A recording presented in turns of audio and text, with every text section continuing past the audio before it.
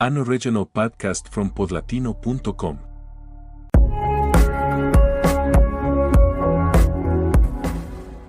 It always starts the same. That saxophone, faint, uncertain, like a voice hesitating before speaking. Then layered voices, like ghosts from another room.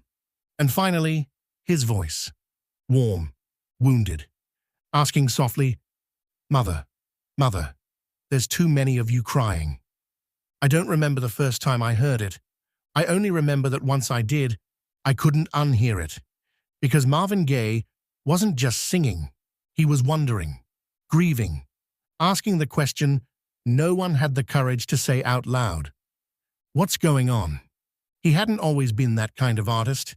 He was Motown's golden voice, a crooner, a lover, a man who made heartbreak sound like silk.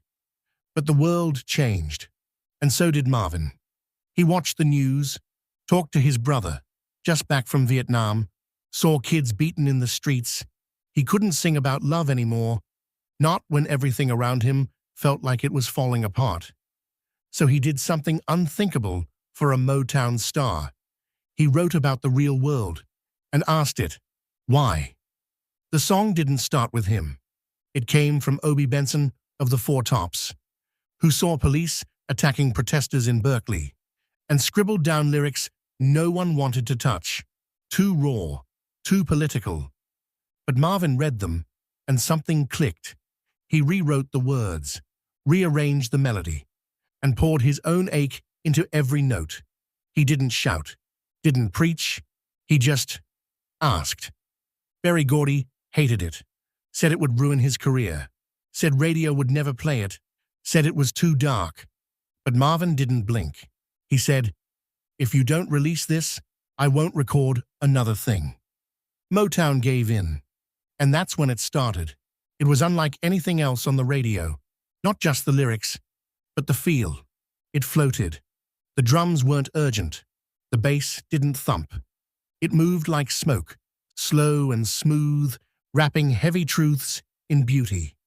You almost didn't notice how hard it hit, until you listened again, and realized this wasn't just soul music, it was soul exposed. He didn't say, "Fight the system." He said, "Talk to me." He didn't say, "Burn it down." He said, "Can we find a way to bring some understanding here today?" In the middle of chaos, Marvin whispered peace. And somehow, that was louder than any anthem. He took that one song and built a whole album around it. What's Going On wasn't just a title track. It was a thesis. Each song followed a soldier home from war, only to find a country at war with itself. He sang about poverty, about drugs, about the planet. It was spiritual, political, personal. And for Marvin, it was risky. But he didn't care, because this wasn't about success. It was about survival. When the album came out, it was a revelation. A Motown record with no hits, only truth. It topped charts. Critics called it genius. Fans called it healing.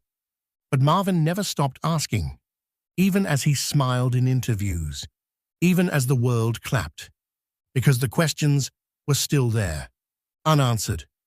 Years later, when I hear the song, I don't hear a pop classic. I hear a man at the edge of his hope, trying to hold a nation together with melody. I hear someone who saw too much and loved too deeply to stay quiet. He didn't yell because he didn't want to echo the violence. He sang softly, as if to say, "Don't be afraid to feel. Don't be afraid to cry." And maybe that's why the song still matters, because it asks us not just to protest, but to care. Marvin Gaye died young, shot by his father, the same man who preached in church. Took away the voice that sang for peace. He was 44 and gone. But this song, this gentle, aching song, remains. I've heard it in marches, in films, in moments of silence, in moments of rage, and it never loses its meaning. Because the question still stands. What's going on? Not in the headlines, not in the politics, but in us. We still don't know. We're still asking. But thanks to Marvin, we know how to ask, softly, truthfully, together.